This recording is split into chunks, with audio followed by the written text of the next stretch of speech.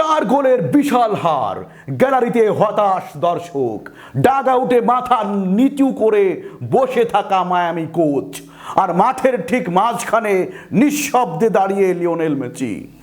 একটা সময়ের পর জাদুকরও থেমে যান।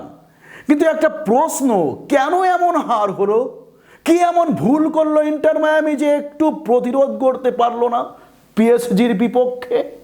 ম্যাচ শেষে সেই প্রশ্নের জবাব দিলেন মেসি নিজেই।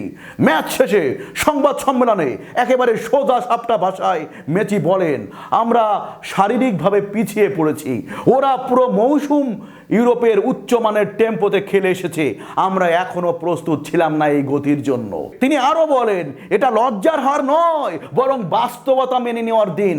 আজকের ম্যাচে আমাদের অনেক কিছু শেখার আছে। মেসির এই বক্তব্য শুনে বোঝাই যাচ্ছে তিনি কেবল পরাজয় মেনে নিচ্ছেন না, বরং দলের ভেতরের সীমাবদ্ধতাগুলো অকপটে স্বীকার করছেন। একজন লিডারের মতোই দায় নিচ্ছেন। কারণ ম্যাচটা শুধু হারের ছিল না, এটা ছিল মানসিকভাবে ভেঙে পড়ার মতো পারফরম্যান্স। তাহলে এবার একটু দেখে নেওয়া যাক কি কি ভুলে হারলো ইন্টার মায়ামি। 3টি বড় কারণ ফুটবল বিশ্লেষকদের চোখে স্পষ্ট। ডিফেন্সিভ দুর্বলতা, মায়ামির ব্যাক লাইন ছিল একেবারে ছন্নছাড়া। পিএসজির ফ্রন্ট থ্রির পেজ, পজিশনিং আর লাইন ব্রেকিং পাসের সামনে কিছুই করতে পারেনি তারা। মিডফিল্ডে কন্ট্রোল হারানো, বুস্কেটসের অভিজ্ঞতা থাকলেও তার গতি নেই। পিএসজির ইয়াং মিডফিল্ডাররা তাকে চেপে ধরে রাখে পুরো ম্যাচ জুড়ে, ফলে মায়ামি কখনোই বল ধরে রাখতে পারেনি।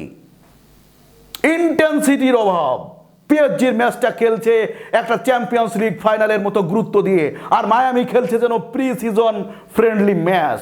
এই মানসিকতার পার্থক্যই সবচেয়ে বড় সমস্যা। সবচেয়ে কষ্টের ব্যাপার ছিল মেসির চেষ্টা করেছেন কিন্তু সাপোর্ট পাননি। তিনি বারবার নিচে নেমে বল এনেছেন, ড্রিবল করে উপরে উঠিয়েছেন, কিন্তু ফরওয়ার্ডদের পজিশনিং ছিল হতাশাজনক। এমনকি সুয়ারেজও ম্যাচ জুড়ে ছায়া হয়েছিলেন। ম্যাচে মায়ামির কোনো বড় সুযোগই তৈরি হয়নি, যা থেকে বোঝা যায় ট্যাকটিক্যালি তারা পুরোপুরি ব্যর্থ।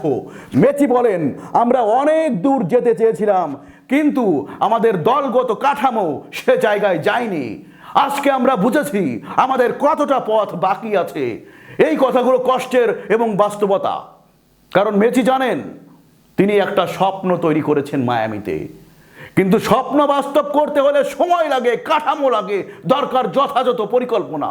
এই পরাজয়টা শুধু একটা ম্যাচ হার নয়, এটা ছিল একটা বার্তা। মেসির দলকে আরো পরিশ্রমী হতে হবে। আন্তর্জাতিক মানে টিকে থাকতে হলে সবকিছু নতুন করে সাজাতে হবে। এবং মেসির মতো মানুষ যখন নিজের ভুলগুলো অকপটে স্বীকার করেন, তখন বোঝা যায় তিনি এখনো শুধু মাঠের লিডার নন, তিনি মানসিকতায়, চিন্তায়, দায়িত্ববোধে সত্যিকারের একজন ক্যাপ্টেন। আপনি কি মনে করেন আজকের এই হার মায়ামির জন্য একটা শিক্ষা হতে পারে? মেসির এই বক্তব্য কি দলকে বদলে দেবে সামনে? কমেন্টে জানিয়ে দিন আপনার মতামত। আর এমন বিশ্লেষণ, আবেগ আর ফুটবল ভালোবাসার গল্প পেতে ফেসবুক পেজটা ফলো করুন এবং চ্যানেল সাবস্ক্রাইব করে আমাদের সঙ্গেই থাকুন।